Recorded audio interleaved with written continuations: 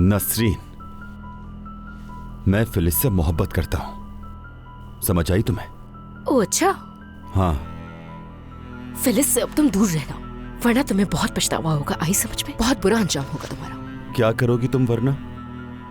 अंदर जाके अपने शौहर को एक एक बात बता दोगी? हाँ, अगर फिलिस को पता चल गया कि तुम असल में कौन हो तो वो तुम्हारे साथ क्या करेगी, अंदाजा भी है तुम्हें? ये सब सुनकर वो तुम्हारा साथ देगी क्या? नसरीन, अगर फिलिस को सच पता चलेगा तो करीम को भी सच पता चल जाएगा।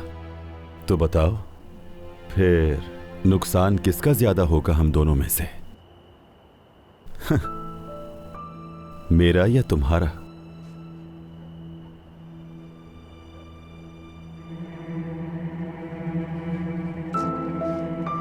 जुनैद,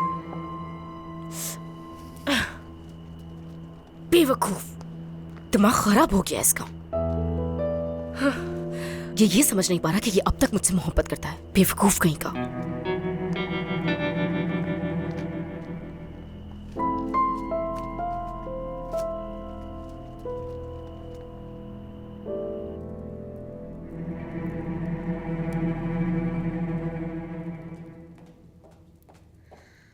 मैं कॉफी बनाकर ले आई तूबा जान।